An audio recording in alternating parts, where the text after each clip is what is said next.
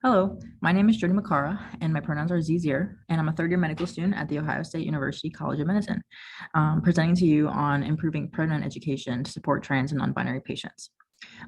So within the LGBTQ community, trans patients have the highest risk of discrimination by healthcare providers. However, trans-specific education is not growing at the rate of LGBT education as a whole and remains mainly geared towards medical students.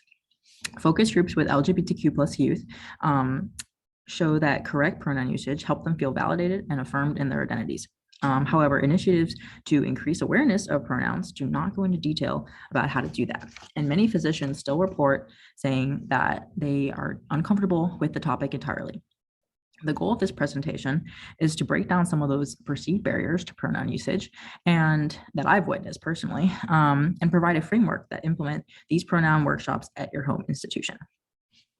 So to lay out the description, you can recruit participants voluntarily at first to gauge participation and efficacy. I would limit sessions to an hour, and typically you don't need more than 20 participants because you want this to be a safe space where people feel comfortable participating and sharing their own personal experiences with this. So the bigger groups might be a little tricky. You can also consider separating workshops for med students versus residents versus faculty, because having all participants on the same level of training might also encourage people to be willing to share openly.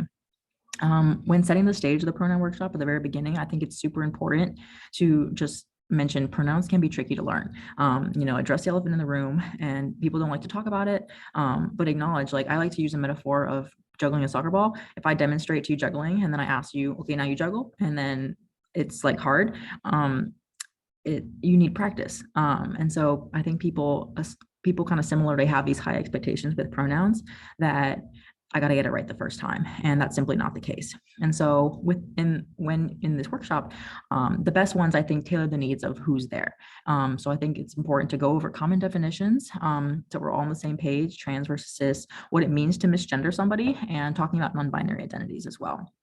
And then at this time, you can ask volunteers to share challenges they've observed or faced, or leave rhetorical questions for people to kind of think about throughout the workshop, including their own personal comfort with pronoun usage and what their perceived purpose of pronoun pins are. But I think the heart of the workshop needs to be around dispelling misconceptions and fears. So like I mentioned before, taking the pressure off of getting it right the first time. Pronouns take practice, and I think a lot of people don't give them that time to do it, and then that's when we run into issues. It is not offensive to ask a trans or gender non-binary person what their pronouns are, and as long as you do it in a respectful manner and are putting their identities at the heart of the conversation, you're giving them a chance to kind of help you learn. And as long as you're recognizing, like, this is where I'm at and I'm doing this I want to be better, you can't really go wrong there. I think we often run into the problem of feeling like, if I make a mistake, I'm a terrible person, and then people don't say anything at all. And sometimes that silence can be more damaging than making a mistake, even, because then it doesn't allow, like someone myself, if I didn't hear anyone using any pronouns, which happens a lot with me, I don't know what I need to do to help you understand. I don't know if it's like the pronoun itself that you're confused, you just forgot, or you're not correct with how to use them. So I think being really open about that and asking for clarification is really important. And some people aren't comfortable just asking outright, like, hey, what are your pronouns? Some things to do that I've seen work really well with attendings is they ask me, how would you like to be addressed? And so that gives me the autonomy to say, oh, what they want to focus on, or how much they want to share. And also sharing your own pronouns first can be a great way to just say, hey, I'm aware of these things and I know they exist. Feel free to share your own pronouns if you want to, without kind of really putting them on the spot. And then another really big part of this workshop, I think, is empathizing and empowering that kind of change. How can we make you more comfortable with using pronouns and asking these questions? I think finding people to practice with in your own circle is really great. And if you don't have someone, you can assign pronouns to household objects and then practice that way. And then I've included a very helpful link with a website that has interactive pronoun practice. And you can type in specifically, because it's very important to ask. Everyone will use different pronouns always at a different time.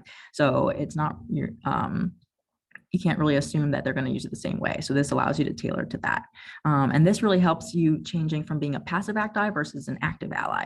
You might not be saying the wrong thing, but you're also not helping others, other trans people, like feel validated in the space.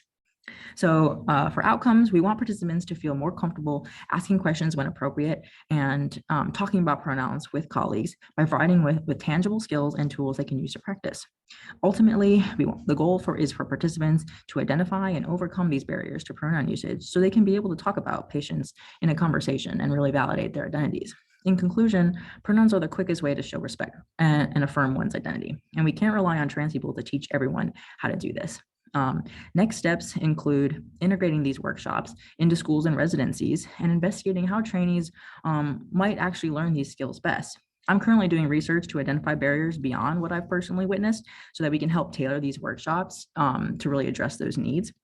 But it's a team effort. And I encourage you all to have more of these conversations with your colleagues so that we can kind of build awareness and comfort for all parties involved. Thank you so much.